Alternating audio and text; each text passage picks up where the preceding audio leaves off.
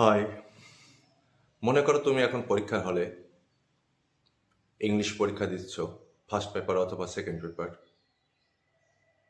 সকল প্রশ্নের উত্তর দিয়েছো কিন্তু প্যারাগ্রাফের উত্তর দিতে পারোনি, কারণ প্যারাগ্রাফটি তোমার কমন আসে নাই বা জানা নাই। কি পড়েছে? ধরো আবার ন্যাশনাল ফ্ল্যাগ। তাহলে এখন কি করবে? হ্যাঁ, এক্ষেত্রে তোমার যদি ফ্রি হ্যান্ড রাইটিং কৌশল জানা থাকে বা ফ্রি হ্যান্ড রাইটিং প্র্যাকটিস থাকে, তাহলে অবশ্যই তুমি এই প্যারাগ্রাফটি লিখে আসতে পারবে। তোমার প্রথম কাজ হচ্ছে তুমি প্যারাগ্রাফটি পড়ে দেখো যে কোন বিষয়ের উপর প্যারাগ্রাফটা পড়ছে। আওয়ার ন্যাশনাল ফ্ল্যাগ, নিঃসন্দেহে তোমার এটা জানা আছে যে ন্যাশনাল ফ্ল্যাগ কি, কিভাবে তৈরি হয়, এটা কেন তৈরি হয়েছে এবং এটা কি রিপ্রেজেন্ট করে। এই বিষয়গুলো তুমি একটু ভাবো এবং তুমি প্রতিটা ভাবনাকে ছোট ছোট বাক্য আকারে সাজাও মনে মনে, এবং দেখো যে তোমার তোমার ভাবনার মধ্যে কঠিন কোনো শব্দ আসছে কিনা। যদি আসে সেটাকে বাদ দাও এবং চিন্তা করো যে ওই শব্দটারই কাছাকাছি বা ওই শব্দেরই একটা প্রতিশব্দ ইংরেজি তোমার জানা আছে কিনা। যদি জানা থাকে তাহলে তুমি স্টার্ট করতে পারো, এবং সেক্ষেত্রে প্রথমেই তুমি দেখবে টেন্স, কোন টেন্সে তুমি যেটা ভাবছো, যে বাক্যটা তুমি মনে মনে তৈরি করলে সেটা কোন টেন্সে আসলো, সে টেন্সটা মনে করে, টেন্সের স্ট্রাকচার মনে করবে এবং স্ট্রাকচার মনে করে পরে এবার সাজাতে থাকবে। সাজানোর কৌশল কি? সাজানোর কৌশল, তুমি প্রথমে সাবজেক্ট জাতীয় শব্দ খুঁজবে, তারপরে ভার্ব দিবে অ্যাকর্ডিং টু টেন্স, অর্থাৎ টেন্স অনুযায়ী যে টেন্সটা তুমি খুঁজে পেলে সেই টেন্সের স্ট্রাকচারে যে ফর্ম দিতে বলছে, মেবি সাহায্যকারী ভার্ব সহ অথবা মূল ভার্বের প্রেজেন্ট ফর্ম আর পাস্ট ফর্ম, যেটা বলবে সেটা তুমি দিবে। তারপরে ভার্বের পরে সাধারণত অবজেক্ট জাতীয় শব্দের ইংলিশ দিতে হয়, তারপরে অবজেক্টের পরে এক্সটেনশন জাতীয় শব্দের ইংলিশ দিতে হয় যদি থাকে। তো ঠিক আছে, let's try how can we write or we can make a nice easy paragraph. Okay, let's try together.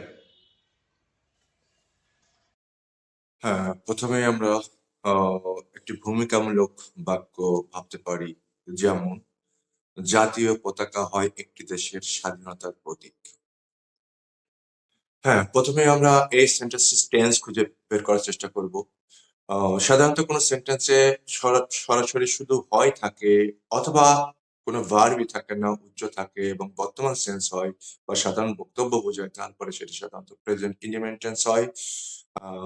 আর এখানে হয় উল্লেখ আছে, যেহেতু সেটা নিঃসন্দেহে এটা প্রেজেন্ট ইন্ডিপেন্ডেন্ট টেন্স বা প্রেজেন্ট সিম্পল টেন্স হবে, যার স্ট্রাকচার হলো সাবজেক্ট প্লাস পিভি ওয়ান অথবা ভার্বের base form plus object or extension.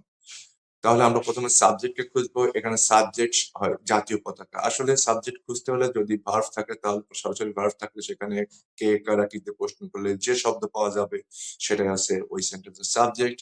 আর যদি সেটা না হয় তাহলে পরে কার সম্পর্কে বলা আছে, কি বিষয়ে বলা আছে, এইটা প্রশ্ন করলে যে উত্তর পাওয়া যাবে সেটা আছে সাবজেক্ট। এখানে কার সম্পর্কে বলা আছে বা কি বিষয়ে বলা আছে, জাতীয় পতাকা বিষয়ে বলা আছে, কাজে এটা হবে সাবজেক্ট। হয় আছে ভার্ব, মূল ভার্ব, আর একটি দেশের স্বাধীনতার প্রতীক আছে সেন্টেন্সের এক্সটেনশন পার্ট।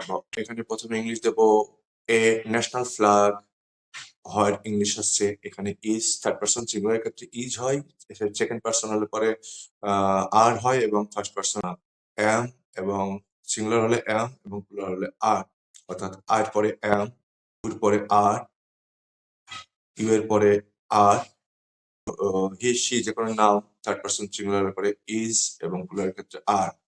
দ্যাট মিন্স এগুলোর অর্থ হচ্ছে হয় যদি এটা সেন্টেন্সে শুধু হয় হিসেবে থাকে, অর্থাৎ মূল ভার্ব হিসেবে ব্যবহার হয়, তাহলে দাঁড়াচ্ছে a national flag is the symbol of a country's independence. এখানে মূলত দ্য সিম্বল আগে আসছে কারণ একটি দেশের স্বাধীনতার প্রতীক, এটা মূলত একটা ফ্রেজ। এবং যদি প্রশ্ন করি কি হয়, জাতীয় পতাকা হয় কি? প্রতীক। কিসের প্রতীক? স্বাধীনতার প্রতীক। কার স্বাধীনতার প্রতীক? একটি দেশের স্বাধীনতার প্রতীক। টোটালি একটা ফ্রেজ, এবং সেক্ষেত্রে শেষের অংশটি আগে আসবে, প্রতীকের ইংলিশ আগে আসবে, এই জন্য যে সিম্বল এবং অফ।